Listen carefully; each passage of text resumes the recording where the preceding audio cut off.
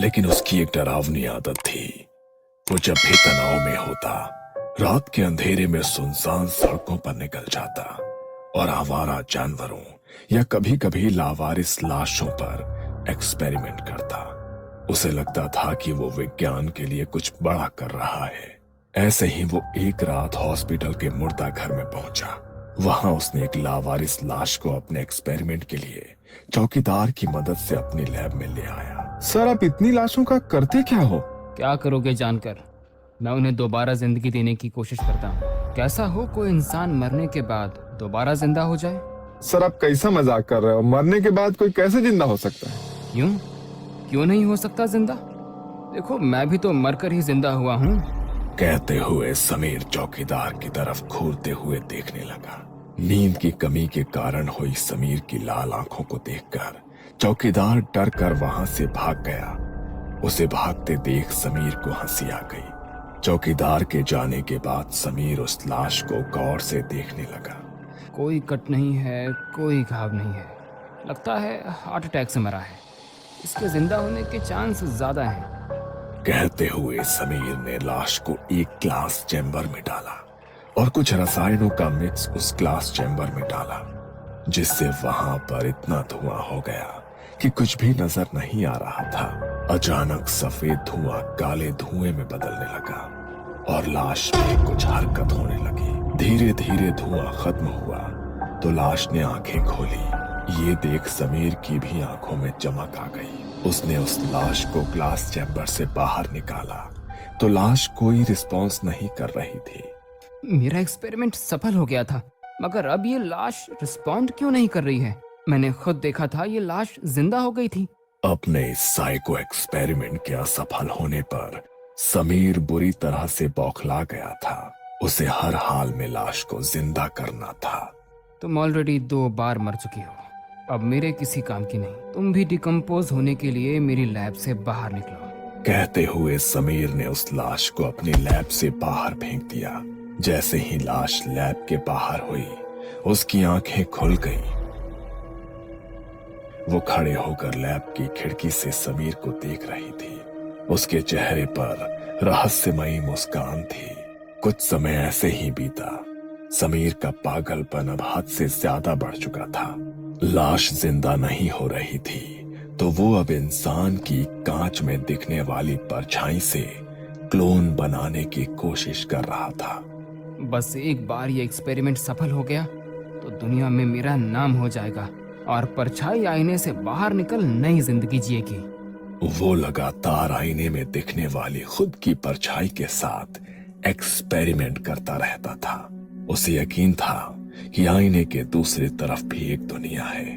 कुछ दिन और उसके एक्सपेरिमेंट आईने की परछाई का क्लोन बनाने के लिए चलता रहा और फिर एक दिन समीर आईने के सामने खड़ा होकर हंसा।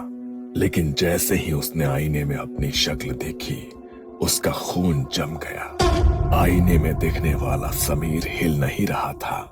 वो बस खड़ा होकर असली समीर को घूर रहा था और उसके हाथ खून से सने थे। मैं सही था। आईने के उस पार भी दूसरी दुनिया है जहां हमारे जैसे ही लोग हैं, हमारी परछाई। अब वो क्लोन बनकर बाहरी दुनिया में आएगी। समीर बहुत खुश हुआ। उसे लगा उसका एक्सपेरिमेंट सफल हो गया, मगर ये तो सिर्फ एक शुरुआत थी। कुछ देर बाद समीर अपनी लैब से बाहर निकला तो लैब में एक अलग ही हलचल शुरू हो गई। वहां कई सारी परछाई घूम रही थी। मगर ये सब होने के अगले कुछ दिनों में समीर की जिंदगी नरक बन गई। वो जब भी शीशे के सामने जाता, आईने वाला समीर उसे डराने लगता। तुम आ गए समीर, मगर तुम वापस नहीं जाओगे। तुम भीड़ में भी मेरे साथ अकेले होगे। नहीं, तुम ऐसा नहीं कर सकते। मैं कुछ भी कर सकता हूँ। मैं तुम्हें खत्म भी कर सकता हूँ या फिर अकेला भी। कहते हुए वो जोर जोर से हंसने लगा। कभी वो अपना गला काट रहा होता तो कभी समीर के करीबियों की तस्वीरें जला रहा होता। आईने की इन हरकतों से अब समीर बहुत डर चुका था। उसने सोच लिया था कि ये सब कुछ खत्म करना होगा। उसके लिए वो आईना तोड़ देगा। उसने एक भारी हथौड़ा उठाया और पूरी ताकत से आईने पर वार किया। आईना चकनाचूर हो गया। अब तुम कभी वापस नहीं आ सकते। मैं ही तुम्हें लेकर आया था और मैंने ही तुम्हें हमेशा के लिए खत्म कर दिया। Good bye forever. कहते हुए समीर ने राहत की सांस ली, लेकिन तभी उसने महसूस किया कि उसके खुद के शरीर से खून बह रहा है। उसने नीचे देखा। उसके पेट पर ठीक वैसा ही घाव था जैसा उसने आईने में अपनी परछाई को देते देखा था। तभी उसे बेसमेंट के कोने से वही फटी हुई आवाज सुनाई दी। उसने मुड़कर देखा तो वहां कोई आईना नहीं था। वो कांच की एक पारदर्शी दीवार बन चुका था। दूसरी तरफ खड़ा समीर मुस्कुरा रहा था और इस तरफ समीर फर्श पर पड़ा तड़प रहा था। उसके पेट पर घाव गहरा था, लेकिन अजीब बात ये थी कि उसे दर्द से ज्यादा खुद पर गुस्सा आ रहा था। दीवार के दूसरी तरफ खड़ा समीर उसे अनदेखा कर दूसरी ओर मुड़ने ही वाला था कि उसे एक आवाज सुनाई दी। तुम्हें क्या लगता है कि तुम मुझे इस तरह चोट पहुंचाकर मुझे रोक लोगे? तुम्हें मैंने बनाया है और मैं ही तुम्हें मिटा दूंगा। उसकी बातें सुनकर आईने वाला समीर रुका और उसने उसे पीछे मुड़कर देखा। समीर अब तड़प नहीं रहा था, वो उठकर खड़ा हो गया था। उसके घाव से गिरता खून फर्श पर काला पड़ चुका था। समीर की आंखों की पुतलियां पूरी तरह से सफेद हो चुकी थी। समीर ने कांच पर एक जोरदार मुक्का मारा। उस कांच के टुकड़े उड़कर समीर के चेहरे पर जाकर धंस गए। वो चिल्लाते हुए पीछे गिरा। गलियारे में लाल बत्तियां जल बुझ रही थी। समीर ने देखा कि हर कमरे में उसके जैसे कई लोग मौजूद थे, लेकिन वो इंसान कम और मांस के लोथड़े ज्यादा लग रहे थे। एक कमरे में एक औरत अपनी ही उंगलियों को मोमबत्ती की तरह जला रही थी। समीर को समझ आया ये वो सारी लाशें हैं जो कभी उसके एक्सपेरिमेंट का हिस्सा थी। तभी पीछे से एक शांत आवाज आई। तुमने दुनिया जीतने की कोशिश की समीर, लेकिन तुम हार गए, खुद से हार गए। अब तुम मैं हूं और मैं तुम। आवाज सुनकर समीर ने मुड़कर देखा।